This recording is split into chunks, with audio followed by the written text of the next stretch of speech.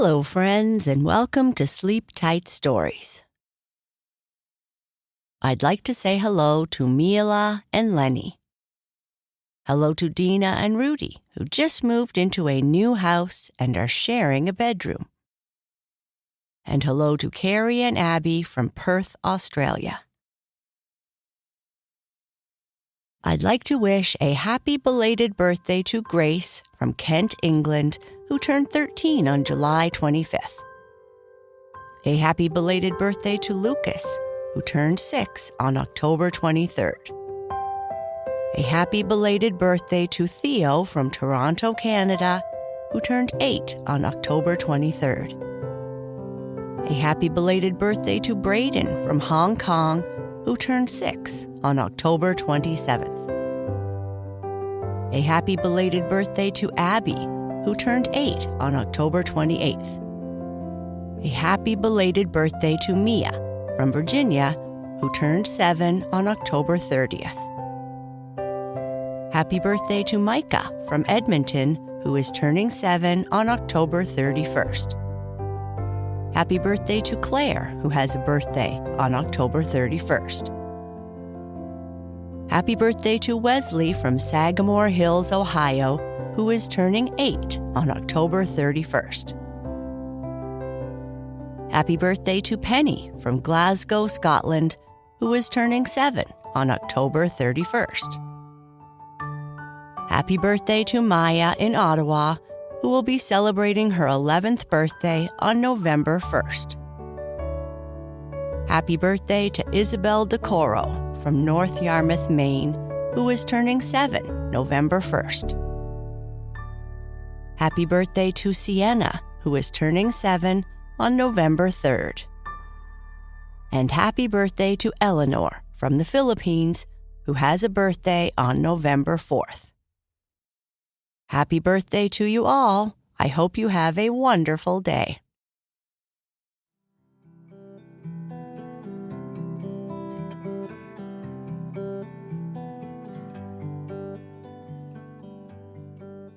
Have you ever eaten too much and felt sick afterwards? In this story, Bernice has done just that.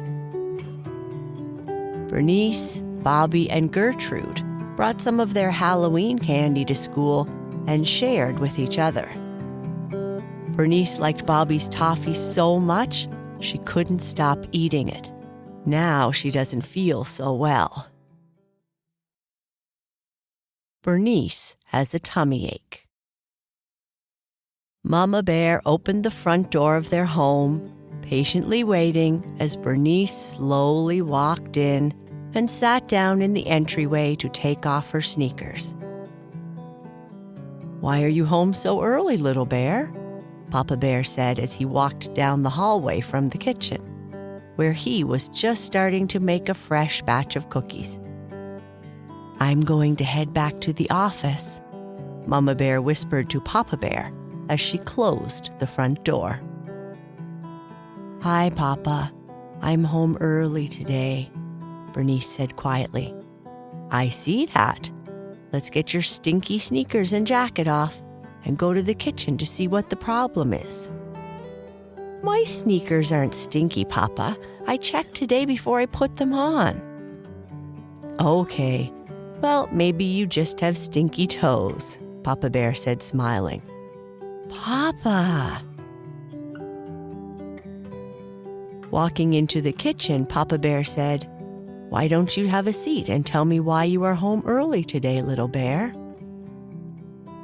"Well, I have a bad tummy ache, and my art teacher sent me to see the school nurse. She said I didn't have a fever and likely didn't need to see a doctor, but out of an abundance of caution, she was going to send me home for the rest of the day.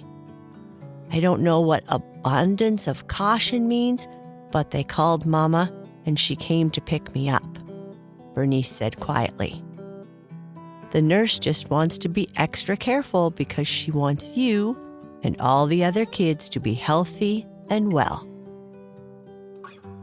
"How do you feel now?" Papa Bear asked as he touched Bernice's forehead. You don't feel hot, but I think I will check your temperature again just in case. I feel better, Papa, but my tummy still hurts a little bit.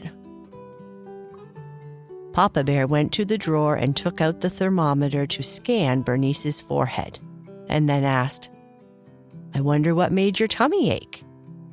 What did you eat today? Well, Bernice said with a guilty look on her face. And? Papa Bear said with a smile while trying to look serious.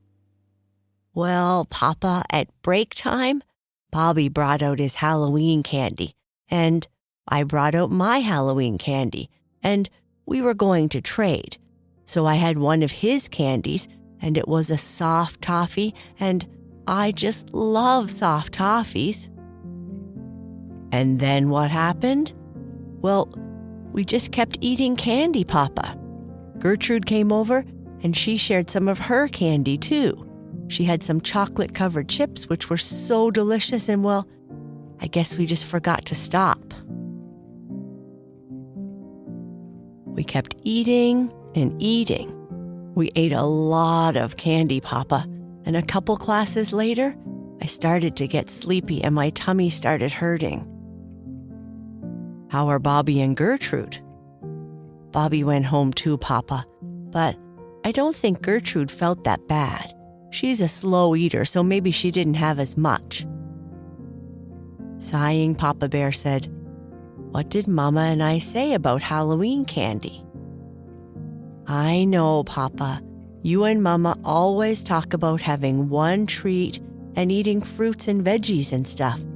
But it was just so good, and it was hard to stop. You learned something valuable today, little bear. What's that, Papa? Laughing, Papa Bear said, Too many treats is not good for your tummy. Can you help me feel better, Papa? I don't want my tummy to hurt anymore. Well, I'm going to check your temperature again, and we'll try to make sure it's just a tummy ache. First, I'll give you some water to drink, and then closer to dinner, I'll make you some warm, weak tea and dry toast. No medicine to make me feel instantly better, Papa? Bernice said sadly. No, little bear. I think we will start with what my mama always gave me. And then if you don't get better, we will call our doctor. Are those cookies you are baking, Papa? They look yummy. Yes, I think they will taste yummy too. But I think it's best if we don't have any treats for a few days. Taking a drink of her water, Bernice let out a sigh and said, Okay, Papa.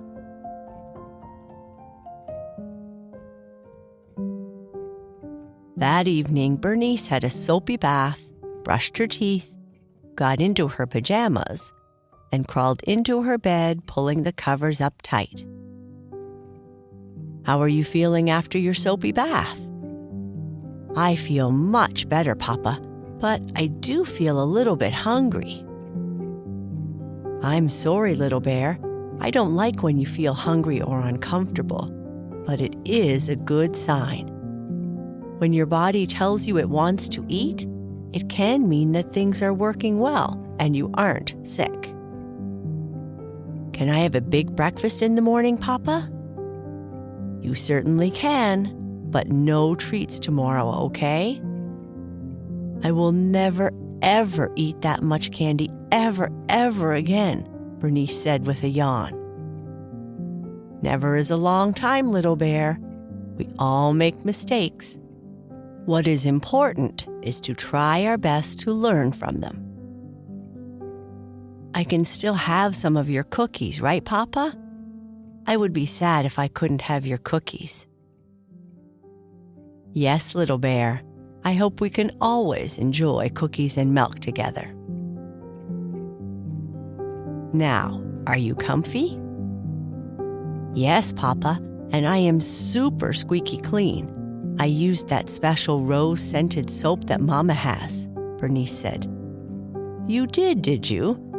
I'll be sure to tell Mama Bear that her fancy soap is making you squeaky clean, Papa Bear said, laughing. Maybe I should use it too. You can't use this soap, Papa. It's for girls, Bernice said with a laugh. I think I can use whatever kind of soap I want. Isn't that fair? Bernice thought for a minute and said, Yeah, I guess so, Papa. Are your friends, Twigga, Wolfie, and Madeline, ready for bed? They said they are ready, but I think we all need hugs before our story. I love giving hugs, little bear. 4 big bear hugs coming up. Now close your eyes, take some slow, deep breaths, and I will tell you a short story. Once upon a time, in a world full of magic and fun, there lived a brave little bear named Boo Boo. She lived in a large castle at the edge of a mystical forest. And in this forest, there were unicorns, fairies, gnomes, and all manners of insects, birds, and animals. It was a wonderful place. Her best friend was a young dragon called Kai Kai, and they liked to play as much as they could. The kingdom they lived in was full of people who lived in the meadows, those who lived in the hills, and those that lived in the forest, and they all lived in harmony. On this day, Boo Boo, Kai Kai, and Bluebell were at Bixie's place, hearing old stories, drinking some tea, and eating some sweet, hard biscuits. Bixie, these biscuits are the absolute best. Is there a chance you might share the recipe? Boo Boo asked. I'm sure if my father starts eating these, he might never stop.